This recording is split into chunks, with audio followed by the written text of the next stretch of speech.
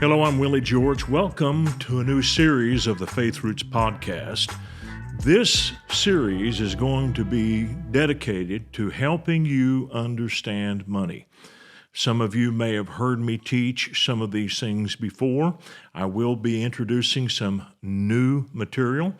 I hope you will take notes and carefully meditate these things, because these are the keys that will help you to rise up out of financial oppression and the spirit of poverty. I came out of that. My life changed, and I want to share what I learned with you. Now, before I get started, I want to ask you to consider supporting our Faith Roots podcast. Your generosity is what helps keep this going.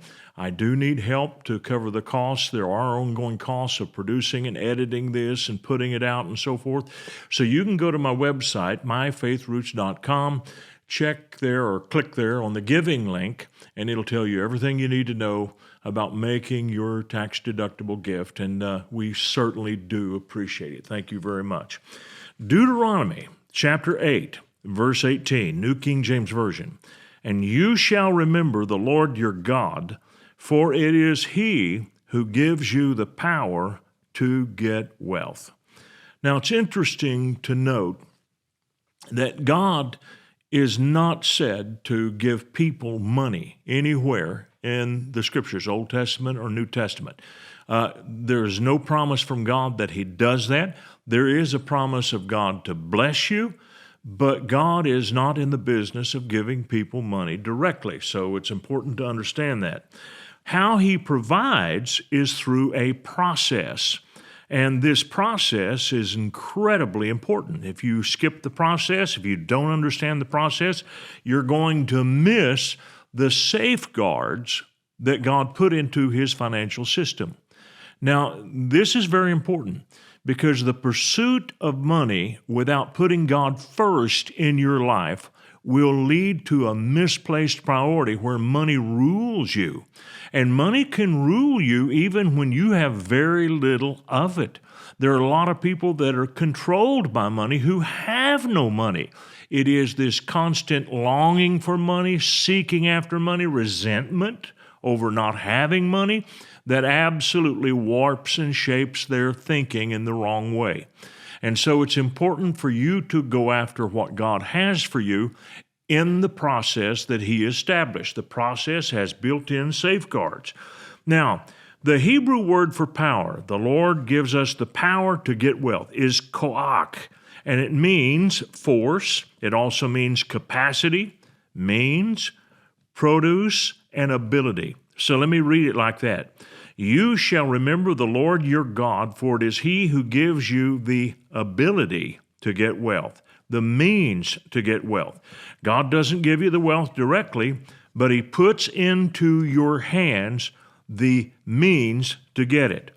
Now, the idea is that God's blessing is given in a raw, undeveloped form that must be converted into a more useful medium.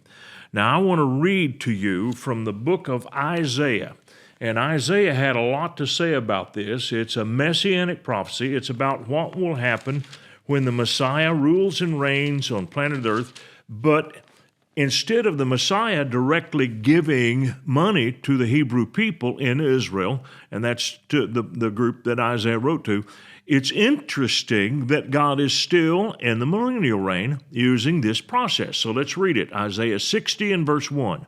Arise, shine, for your light has come, and the glory of the Lord is risen upon you. For behold, the darkness shall cover the earth, and deep darkness the people, but the Lord will arise over you, and His glory will be seen upon you. The Gentiles shall come to your light, and kings to the brightness of your rising.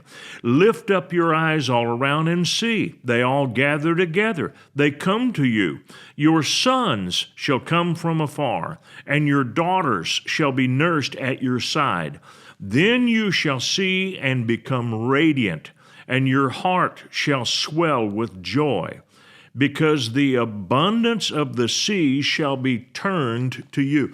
Now, the King James says the abundance of the sea will be converted to you. Understand that word, convert.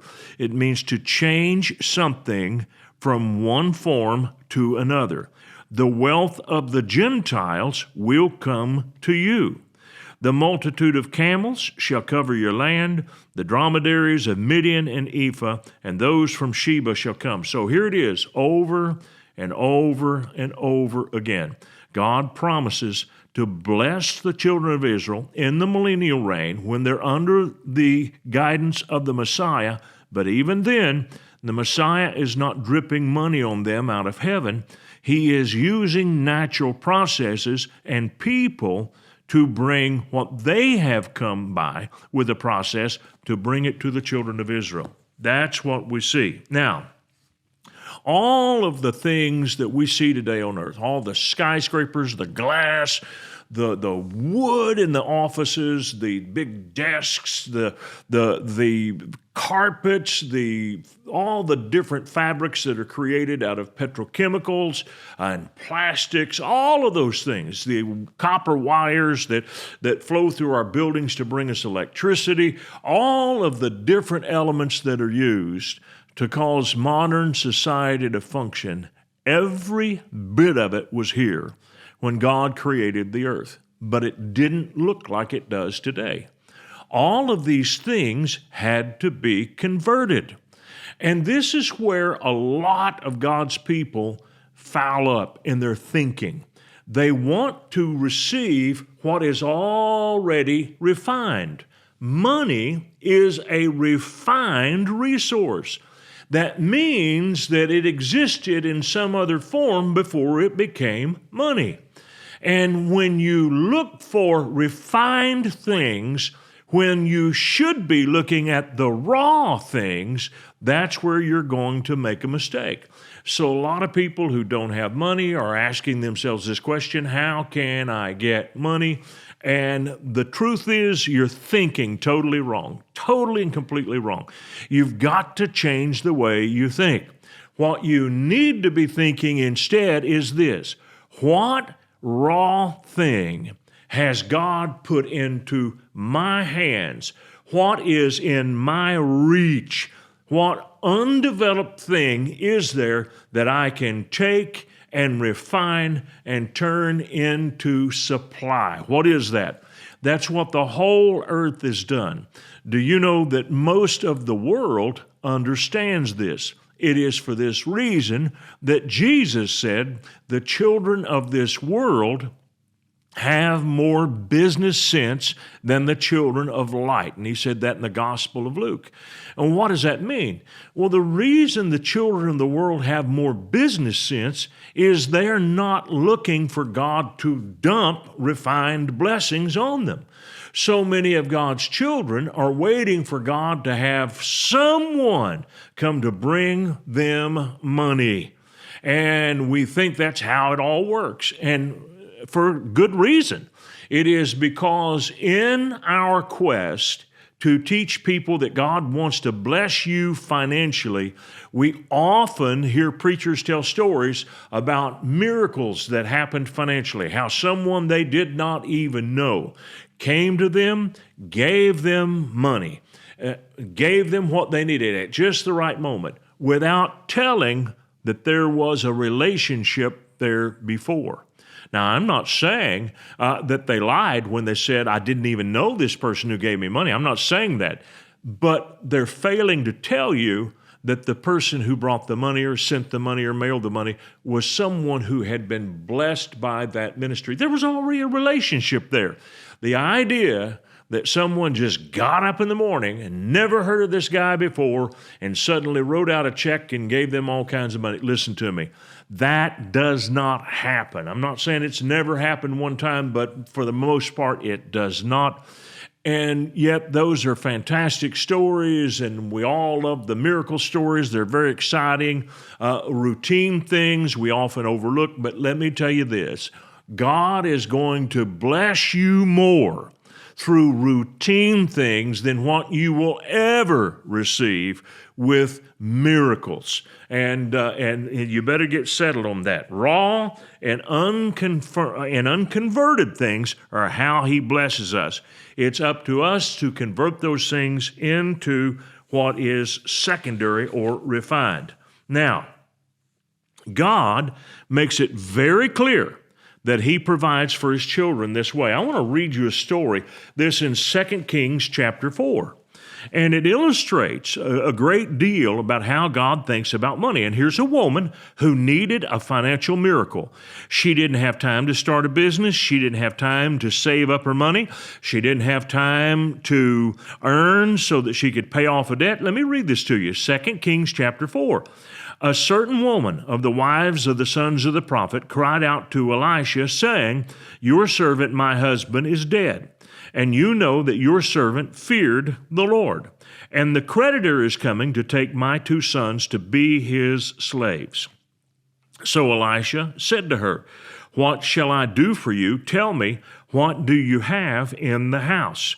Now, this is important because he wants the woman to see that she is not powerless, that she has something that can be converted. And this is what God wants us to think, and it's how He wants us to think. Jesus did the same thing when He multiplied the loaves and the fishes. He looked at the disciples and said to them concerning the hungry multitude, 5,000 people, He said, "You give them something to eat." And they did exactly what this woman did. They immediately talked about their lack. And this is what the woman said, "Your maidservant has nothing in the house but a jar of oil." Now, obviously, this jar of oil wasn't enough, but it was something that she had. God expected her to use it. In other words, God always works with something that is in your grasp, something that you have. You may not think you have anything, but you're going to have to learn to think different. Now listen, then the prophet said, "Go borrow vessels from everywhere, from all your neighbors, empty vessels. Do not gather just a few. When you've come in, you shall shut the door behind you and your sons, then pour it into those vessels and set aside the full ones." So she went. And she shut the door behind her and her sons who brought the vessels to her, and she poured out. And it came to pass when the vessels were full that she said to her son, "Bring me another vessel."